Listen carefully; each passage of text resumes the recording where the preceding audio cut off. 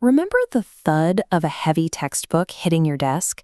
It feels less like an invitation to learn and more like a sentence to serve.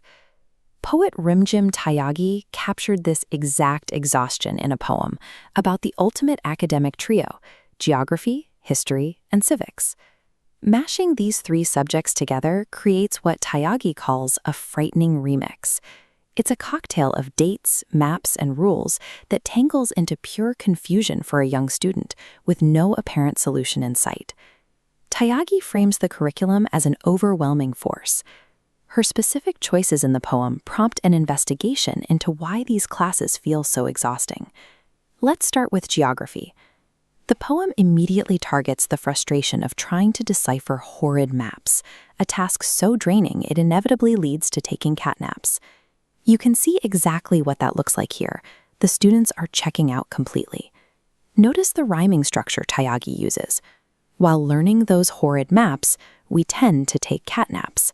This two-line rhyming pair is a couplet. A continuous string of couplets creates a highly predictable, repetitive rhythm.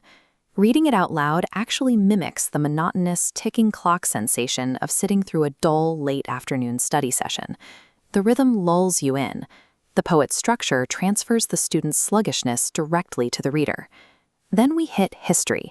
The poem drags us through the nomadic past and the reigns of silly kings, topics that feel distant and disconnected from the present. The toll of centuries-old monarchs is written right on his face. History brings yawns. Tyagi writes, "Studying lakes kills our thinking skills." This hyperbole expresses deep frustration. The dense material feels heavy enough to crush a kid's spirit. Finally, we reach civics, and the tone drops. We stop talking about kings and face serious social matter. Civics operates with a different kind of weight.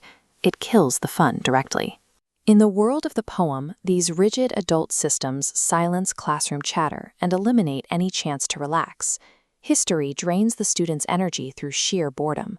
Civics finalizes that exhaustion by dropping the very real, oppressive weight of adult responsibilities squarely onto their shoulders. So, is the social studies curriculum actually the root of all this misery?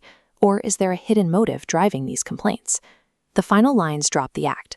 For studying SST, I'm never keen, because next year I'm going to become a teen. The entire poem acts as a mask. Growing up brings a massive set of distractions and shifting priorities that overshadow the geography maps and civics taxes. That collision is universal. Balancing the rigid demands of a school curriculum with the chaotic emotional weight of impending adolescence makes everything feel infinitely harder. Think about your own experience. If you had the power to redesign the social studies curriculum so it didn't feel like a frightening remix, what would those classes actually look like? Feeling overwhelmed when school expectations crash into your own personal growth is entirely normal. You're navigating two worlds at once. Thanks for watching.